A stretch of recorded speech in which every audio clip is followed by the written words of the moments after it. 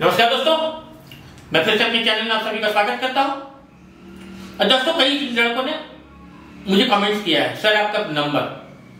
तो याद रख लो, आपकी तैयारी में किसी भी प्रकार का अगर दिक्कत आ रहा है तो आप सीधे मुझसे बात करो। मेरा नंबर है 7050388010 7050388010। और मेरा जो स्टडी मटेरियल है वो आपके मोबाइल पे एक ऐप है माइनिंग विथ मनोज, उसको अपने मोबाइल पे इंस्टॉल कीजिए और उसमें मेरा जो भी स्टडी मटेरियल है आप उसमें देख सकते हैं। ठीक है, चलिए आज हम लोग क्या लेके आए हैं, ओपन कास्ट लाइटनिंग। जैसे कि मैंने पहले वीडियो बताया था कि 3 आपका बचा हुआ था, 3 में से 1 दे दिया, 2 बचा है, ओपन कास्ट लाइटनिंग और रिक्लेमेशन। तो आज हम लोग पहले चर्चा कर लेते हैं ओपन कास्ट लाइटनिंग। देखो भाई, माइनिंग में ना लाइटनिंग का बड़ा समस्या है, खासतौर पे ओपन कास्ट। बड़ा माइंस है, उतने बड़े एरिया में हमको लाइट का बंदोबस्त करना बहुत टफ काम है। ठीक है, तो हम लोग एक पैमाना रखे हैं कि इस जगह पे इतना लाइट होना चाहिए। अब लाइट में 3 चीज है, ध्यान से पहले समझ लो। लाइट को हम लोग किस में नापते हैं, लक्स में, LUX, लक्स। ठीक, और इसमें 2 चीज होता है माइनिंग की दुनिया में कि मेरा जहां पर भी लाइटिंग पड़ रहा है वो हॉरिजेंटल कितना पड़ रहा है और वर्टिकल कितना पड़ रहा है। अब इसमें बोलेंगे 2 चीज में, भाई लाइट में 2 चीज क्या होता है, तो देखो क्या है, ध्यान से समझना इस बात। ये हो गया आपका वर्टिकल, ये हो गया आपका हॉरिजेंटल। बस समझे कि नहीं, यही ना है। लेकिन लाइट क्या होता है कि जब भी ऊपर से बॉल जलेगा ना तो वो एक एंगल लेके अपना प्रकाश को देता है।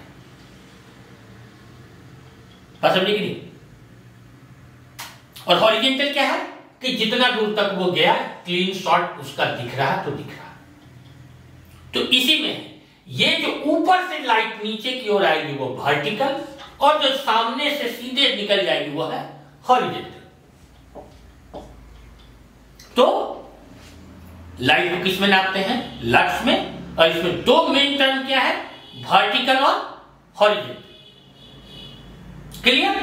चलो अब स्टार्ट करते हैं हम लोग। क्या है कि माइंस में स्टैंडर्ड ऑफ लाइटनिंग कौन तय करेगा, CI साहब तय करेगा। कोयले वाले की बात करूं तो एक क्वेश्चन 1-2 एग्जाम में दागा है कि स्टैंडर्ड ऑफ लाइटनिंग किस रेगुलेशन में है। मेटल में इसका उल्लेख नहीं है, कोयला में इसका उल्लेख है कि स्टैंडर्ड ऑफ लाइटनिंग किस रेगुलेशन में है। किसमें है, 78, रेगुलेशन 178 इसका उल्लेख है। अगला क्वेश्चन क्या है कि ओपन कास्ट माइंस में working place of heavy machinery. Open cast mines जहां मेरा चल रहा है उसका हैवी मशीनरी जहां पे काम कर रहा है वहां पर मेरा लाइटिंग का व्यवस्था क्या होगा 15 लक्स आपका हॉरिजेंटल होगा यानी सीधा होगा, और 25 लक्स वर्टिकल। क्यों, क्योंकि बूम से उठा के डंपर में माल डालना है। बात समझे कि नहीं, इसीलिए 15 सीधा 25 खड़ा। आगे बात समझ में। चलो अब क्या है कि ओपन कास्ट माइंस में जहां पर ड्रिलिंग की जा रही है, जहां पे ड्रिलिंग ऑपरेशन चालू है, कल ब्लास्टिंग करेंगे हम लोग, आज ड्रिलिंग करेंगे तब कल ब्लास्टिंग करेंगे। तो इसीलिए ओपन कास्ट माइंस में हम लोग का जहां ड्रिलिंग ऑपरेशन चल रहा है वहां पे कितना लाइटिंग होना चाहिए, वहां होना चाहिए 25 लक्स। और जहां पर ड्रिलिंग ऑपरेशन हो गया वहां पर कितना चाहिए, 15 लक्स। कि भाई होल में किसी का पैर नहीं चल जाए, टूट टाट नहीं जाए पैर, कोई सामान नहीं गिर जाए, कोई मशीन का चैन नहीं चल जाए, लोगों को दिखे कि यहां पे ड्रिलिंग हो चुका है, ये पैच तैयार है करके लिए, वैसे जगह पे कितना होना चाहिए, 15 लक्स। और जहां ड्रिलिंग ऑपरेशन चल रहा है वहां पे कितना होना चाहिए, 25 लक्स। क्लियर। अब देखो क्या है, जहां पर भी ओपन कास्ट वर्किंग चल रही है यानी टोटल ओपन कास्ट माइंस में जो लाइटिंग की बात करें वो कितना होना चाहिए, तो वो होगा भैया 15 लक्स हॉरिजेंटल और 25 लाख वर्टिकल। यानी टोटल माइंस का जो लाइटिंग की बात करें हम लोग तो एवरेज इतना लेके चलना होगा, 15 हॉरिजॉन्टल और 25 वर्टिकल। बात समझे कि नहीं? आगे क्या बोलता है? ओपन कास्ट माइंस में जहां loading, unloading, transfer, loading of dumper, truck, train, यानी कि जहां पर भी लोडिंग अनलोडिंग की बात हो रही है वैसे जगह पर हमको लाइटिंग का व्यवस्था कितना देना है ओपन कास्ट माइंस में? तो देना है 15 हॉरिजॉन्टल और 15 वर्टिकल। बात समझे कि नहीं? जहां पर भी loading, unloading, transfer loading, dumper, truck और चैन कैरेट की बात की जा रही है तो वहां पर क्या होगा? 15 हॉरिजॉन्टल और 15 वर्टिकल। ठीक, आगे क्या है कि ऑपरेटर का केबिन में, ओपन कास्ट माइंस में operator cabin of mechanism, machine और मैकेनिज्म में लाइटिंग इल्यूमिनेशन, यानी जो भी मशीन मेरा चल रहा है उसका केबिन में, जो केबिन में बैठ के ऑपरेटर देख रहा, ऑपरेट कर रहा मशीन को, उसको कितना लाइटिंग चाहिए? उसको चाहिए 50 lakh horizontal at place of operation, जहां पर भी वो ऑपरेशन कर रहा है वहां से 50 मीटर दूर तक उसको सीधा दिखना चाहिए। बात समझी कि नहीं? 50 लाख हॉरिजॉन्टल। ठीक, अब क्या है? ओपन कास्ट माइंस में haul road for truck and dumper में लाइटिंग कितना होगा? 10 लाख हॉरिजॉन्टल।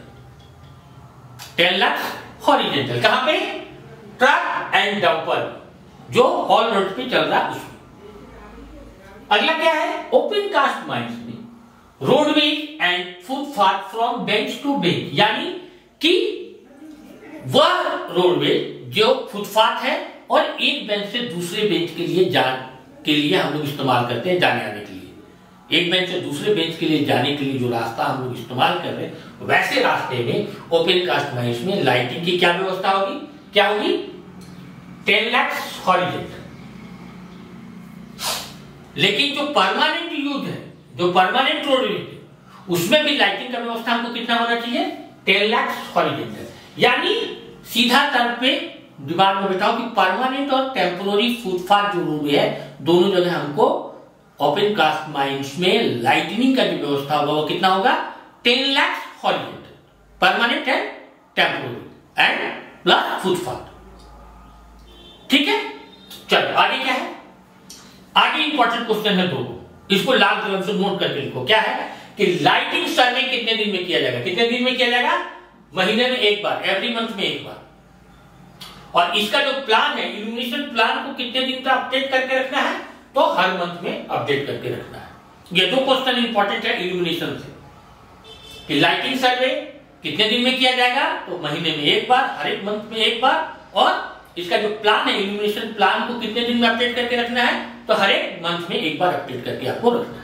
ठीक है, अब बात कीजिए छोटा सेशन में, याद रखें ओपन कास्ट माइंस के वर्कशॉप में कितना लाइटिंग चाहिए? कितना चाहिए? तो 100 लाख हॉरिजॉन्टल और 50 लाख वर्टिकल वर्कशॉप में। बात करें अगर पार्किंग यार्ड की, वहां कितना चाहिए? 50 लाख वर्टिकल। वर्कशॉप में 100 हॉरिजॉन्टल, 50 वर्टिकल। और पार्किंग यार्ड में 50 लाख हॉरिजॉन्टल। ठीक है, आगे क्या है? रेस्ट सेंटर में कितना होना चाहिए भैया? तो 30 लाख हॉरिजॉन्टल। रेस्ट सेंटर में 30 लाख हॉरिजॉन्टल।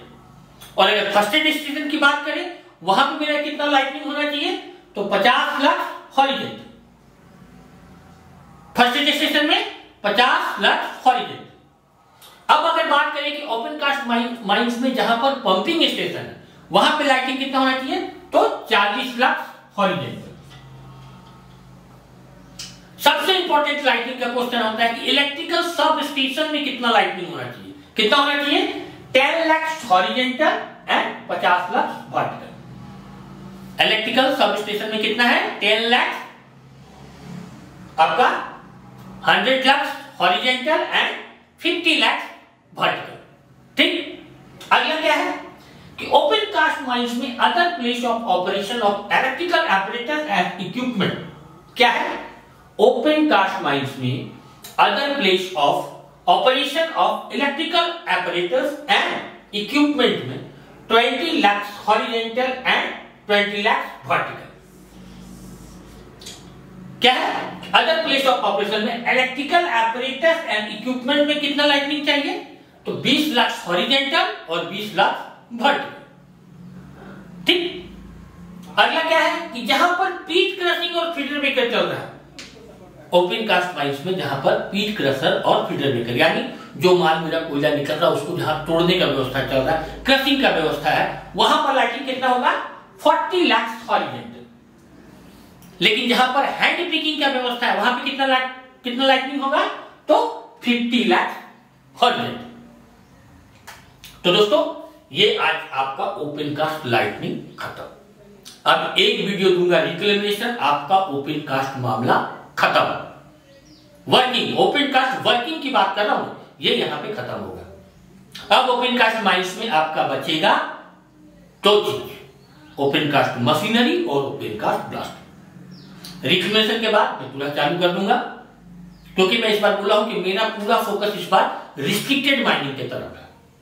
ठीक है, डीजीएमएस एग्जाम में मेरा पूरा फोकस है। तो जिस तरह से मैंने हैंडबुक बनाया था रिस्ट्रिक्टेड मेटल माइनिंग के लिए, कल से आपको कोल के लिए भी अवेलेबल हो जाएगा मात्र 499 रुपीज में। ठीक है, पुनः मिलते हैं और आप लोगों से पुनः गुजारिश करूंगा कि मेरा मेहनत को अपने दोस्तों में फैलाइए, मेरे चैनल को सब्सक्राइब कीजिए, शेयर कीजिए, और भैया इतना सारा मेहनत है एक आध कमेंट जरूर कीजिए। और अगर आप लोग की तैयारी में डीजीएमएस एग्जाम में किसी तरह का प्रॉब्लम आ रहा है तो आप एक बार जरूर मुझसे कांटेक्ट कीजिए। मेरा पर्सनल नंबर आपको मैं पहले बता दिया हूं, 70 50 38 80 10। ठीक है, फिर मिलते हैं, धन्यवाद।